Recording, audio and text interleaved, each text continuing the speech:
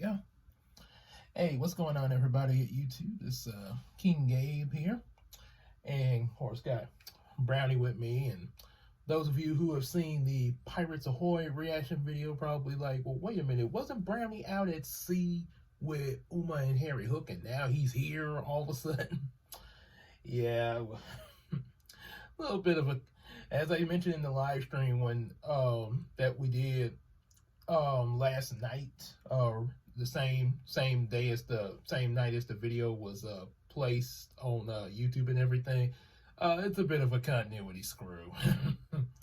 Yeah, as they stated in one of as they stated in that Justice League review by Linkara and this other guy Nash, when he was asked about Green Lantern, going like, but wait, Guy Gardner, he's loud and ginger. This is a guy that, when he got kicked out of the Lantern Corps, stole Sinestro. And then the continuity alarm went off, and he was like, I don't know if I should be sad or glad or happy or something. And he's like, I think the fact that you can't answer is answer enough. So, anyway, little joke at there. Anyway, the point of the video, of this video right here, I'm pretty much shooting this with my phone because I'm on the computer, as you can see. I just wanted to show you guys, let you guys kind of see behind the scenes of like how we make these reaction videos somewhat there. Yeah, pretty much give a little bit, at least the ones that we've been doing recently. When we first started, when I first started this with Brownny, after the Cool Cat review skit in the, I think it was like the month of March, where he had like where it kind of felt like it was random and it was a 3-parter. The first reaction video Brownny did was, of course, Yu-Gi-Oh, the first movie, and then after that, we did the Darkwing Duck episodes, and Darkwing Duck episodes for quite a while. We threw in some movies here and there, movie reactions here and there, every so often back then, like the Beauty and the Beast remake and the reaction to Cool Cat Sage the Kids for my wife Christina, because she wanted to see it kind of done with actually seeing the movie. And then there was a few other movies like Sonic and what was the Splash movie. And after that, then the live stream started, and we started getting kind of more into doing more so movies, because one of my YouTube followers, Claire, who, by the way, really appreciate her work into the Scooby Muncie, into those helping with those scripts, and also giving her voice to Mal and CJ. As you've heard in the interview video, this kind of a way of her trying to get people to be aware of how she sees the Descendant characters for the project that she's working on, Descendants Untold. If you hadn't seen that, be sure to check that interview out. It's really good. Disney really should have done it that way, but really hope that Claire can get that. Hope that some kind of way Claire can get that off the ground, because I really would like to see that there. How her way of doing Descendants Untold, yeah, with the darker Mal and the characters, the children being more like their parents, yeah. To an some differences, but yeah, more like their parents than what Disney was doing. Yeah, I don't know what they would. Yeah, they would. Anyway, enough about that. So be sure to check that out. We started with starting with that Halloween. After Brownie reacted to the Cool Cat interview with Jason Johnson, Claire had been in contact with me through the YouTube channel, and then through email and Discord, and was like, well, she said, I would like to have Mal react with Brownny to the live action Scooby-Doo movie, because in one of the live streams I mentioned how I hated the first live action Scooby-Doo. Yeah, that was and this is no joke. When I saw the Scooby-Doo movie. It came out in 2002. I was 14 years old, and I literally went into this, and that's what Brownny was reenacting, how I felt about the movie. I went in to see the movie with my mom, because, 14, I can't drive, I don't have no car. So she took me to see it, and before we went to see the movie, I had got real hyped up, because I was like, oh boy, a live-action Scooby-Doo movie. I looked at a lot of the Scooby-Doo reruns, because they were coming on Kids WB at the time. I was trying to, really build up my hype for it. And so I go to see it, and after that first intro scene, when they caught the lunar ghost, and then they was all mad at each other, I was thinking to myself, like, okay, what's going on here? Then, they break up, and, Shaggy's cooking the burgers and all that. Movie keeps on going, so I'm just, I was really confused, and I was like, okay, just, movie just begins. I'm keep watching it, which obviously I have to, because I'm not gonna run out the theater, especially my mom done paid the tickets to bring me here, so yes, so I'm there, I'm chilling, they sit, we watch the movie, they get back at the airport. Movie goes on and on. Then there's that scene with Scrappy where he peed on Daphne and was talking about how he wanted to take over the game. I was like, what? And then they throw him on the side of the road. I'm like, I think that's kind of where at first I went from confused to starting to get a little really angry as I was watching it, but I kept on watching. It's like, okay, this gotta get maybe let's see what it results to. End of the movie, it's Scrappy, it's the bad guy, and I couldn't do it in the theater because I would have got kicked out, and my mom would have been like, Gabe, stop all that shouting. So in my mind, I blew up. I literally blew up. I was like, how? Why? How? That's nothing like Scrappy. And I never did, even when they advertised the second Scooby movie, I didn't even want to go see it because I was so mad at the first one. So us reacting to Monsters Unleashed, that's going to be our first time seeing it for the reaction. But yeah, but back then I was like, no, I'm sticking with the cartoon. So, yeah, shared that a little bit. So anyway, with the reaction, so how the process for Scooby Mutt and probably a few others where I guess probably Claire will intervene in, and it may be just future record. Most of the reactions that we've done before Scooby Mutt, we just would sit in front of the TV, film Brownny reacted to it, and that was pretty much it. And a lot of the stuff he would say about the movie was ad-lib. It was not written. Sometimes there were a few things written, like maybe before he watched the movie, just all depend on what it was. Like one when he was talking about different people that he was trying to acknowledge before he got into one of the episodes of Sailor Moon he reacted to. But other than that, most of the time it's pretty much ad-lib there. But this right here with the Scooby Mutt, it did have a script. There was still some ad-libbing done from Brownny's end, but there was a script involved, and of course, like I say, have Claire to thank for that. The only one that was completely ad-libbed in Scooby Mutt was Zombie Island. And like the little ending with Mal looking at father, that was, it was just a little something that was thrown in. There was no speaking part to that. Just pretty much saw her knowing that Brownny started Scooby Mutt. So. But everything else in Scooby Mutt and the Halloween was scripted. So how that process was. And I would show you, but I don't have. For some reason, when I hit record on my phone, it doesn't allow me to flip the screen where I could bring you over here and show you on the computer screen.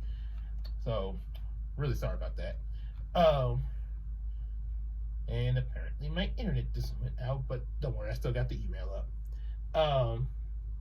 So what we do, we come on the computer, and we get, first we got the email from Claire here. She's emailed the script, so just got a simple little copy, highlight the whole thing here, which is a pretty long script, but this is going to be a big one. Yeah, that's pretty much why it's the last. Oh boy, hang on. Oh, there we go. Okay, so we copy and then paste it onto an open office document.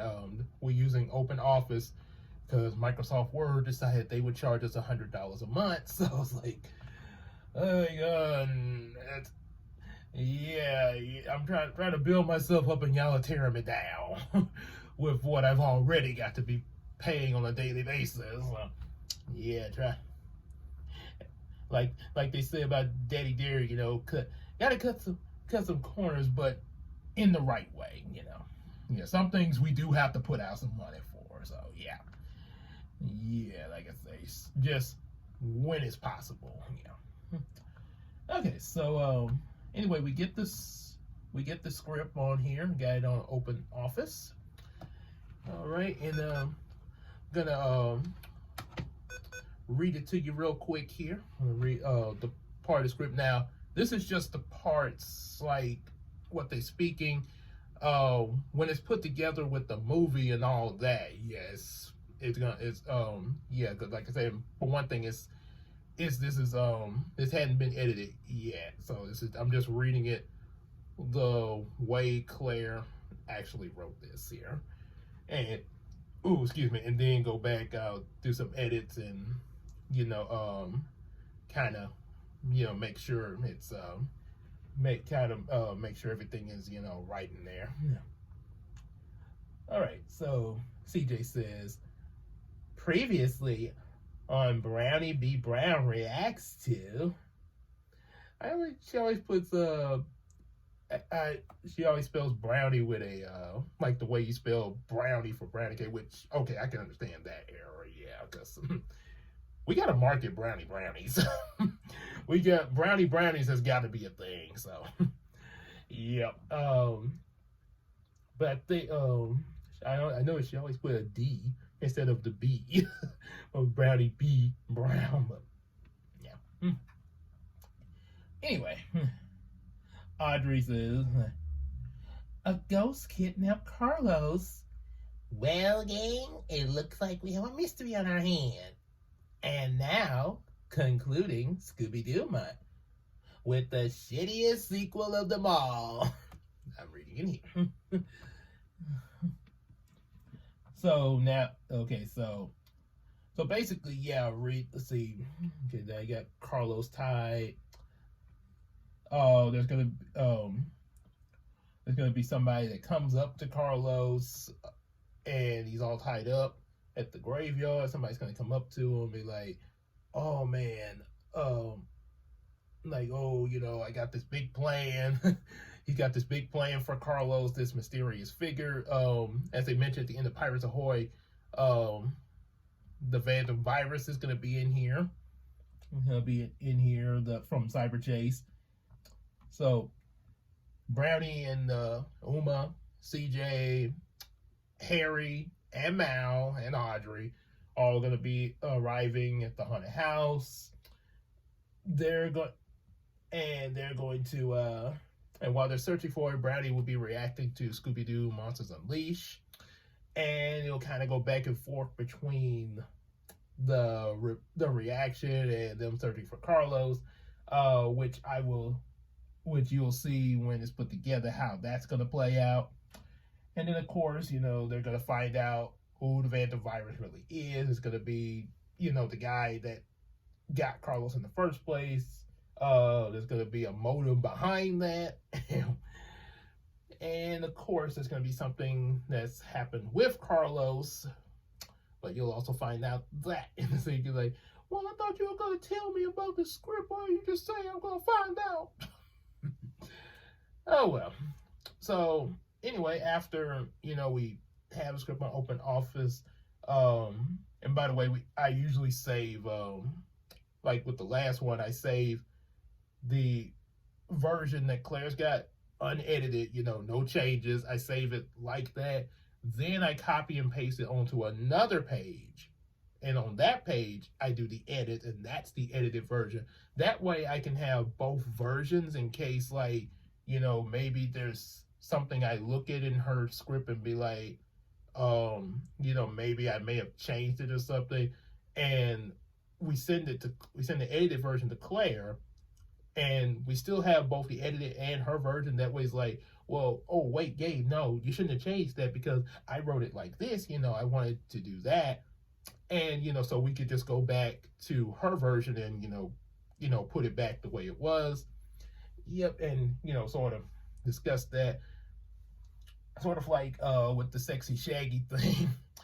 Because that is part of the movie. I kid you not, it is. And anybody who's seen Monsters Unleashed, sexy Shaggy is in there. Him with the thing. Ugh. Probably glad I didn't go see that movie back then, because I would have been even more mad than I was with the first one. So yeah, that's good. Yeah, and then of course, the creation, the idea she had a sexy Elmo. So yeah, had to put that back in there. Then after, and as far as how, probably one like how Claire and I've been like communicating with these scripts, basically on Discord. Yeah, email and Discord. And I would bring up her on Discord through my phone right here that I'm recording with. And after making sure, after the script is all, proofed and everything, and, all of us, like, okay, that's good. That's good. So once we're both good with the script, then I go on from Open Office to Power Director. That's what I use to put together the pictures, video, and audio files all together into the reactions you see on YouTube. So go to Power Director, and I have and I pull up and I call Claire on Discord, mostly video chat, and I will put the phone up here to the computer speakers and hit record. That way, as we're both reading our lines on the script, it can pick us up. And like you saw in the last one, Christina was also in it. She played Uma and Betty White. So yeah, that's how we get that going. Pretty simple recording session there. Almost kind of makes me think of Bob Shaw and Raven with their thing over Skype, or I guess Zoom, what they're using now. I don't know what they might use after that. And of course, it's a little different with them because because like I said, he's doing a review, and then I think she has her stuff pre-recorded and sends it to him. But in our case, we record it right there over the Discord call there. So then there's that, and after that, then I have to get the pictures drawn. If there's any necessary pictures to be drawn, I have to get them. Some I have used stock footage, and what I mean by that is pictures that have been previously drawn in another reaction, or maybe like another or just already drawn in general. I get all that together. I get all the ones I have to draw. I get that together. Christina, she outlines them. I can outline the pictures, and I have done that before when I first started this. But the reason Christina has been doing the outlining lately, because she has a better outlining than I do with inking the pictures there. She's a lot more coordinated and neat with concentrating on to make sure they're inked over the pencil sketch there. So we get that done, and then it's scanned. The phone is actually on top of our scanner. We use that. That's how we get the sketches into the ink pictures into the. And yeah, I'm studying because I didn't script this. I'm just talking off the top of my head. So, and also probably beard might be a little messed up because I just woke up not too long ago, so I didn't think to comb it like I did last night for the live stream. So. Anyway, we once the pictures are in here, actually on the jump drive, and then in the computer, then from there I can get them colored and put all the little effects and stuff like that that's needed on there. And then that's when we put it together with Brownny watching the movie. Put it all together, and after that, processes into the computer, and then you have the reaction video. So that's pretty much what it is. It does take some time to do, but overall, as far as explaining it, it's pretty much that there is it to it there. Not really. Not really like a big Hollywood production or anything like that. Just simple little computer, Discord call, draw some pictures, watch a movie. Yeah, almost like how Superman he was like, oh, the usual. Made sure they put Luthor away. Made out with Lois for a little bit. Flew out in space. Smiled for the camera. Sweet. Oh yeah. So, yep. That's pretty much how that works, and that's what I wanted to explain to you guys here.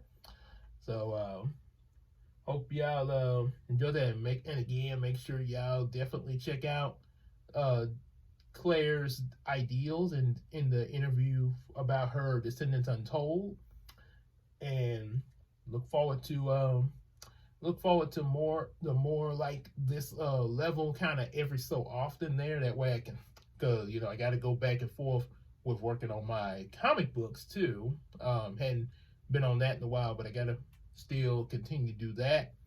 So yeah, kind of these ones of this level, yeah, kind of have to be a every now and then thing. So all right, so that's all I got to say for now. And well, you got anything to say, Brownny? Oh, he's too tired. Well, I gotta go back to the haunted house now. All right, so that's it.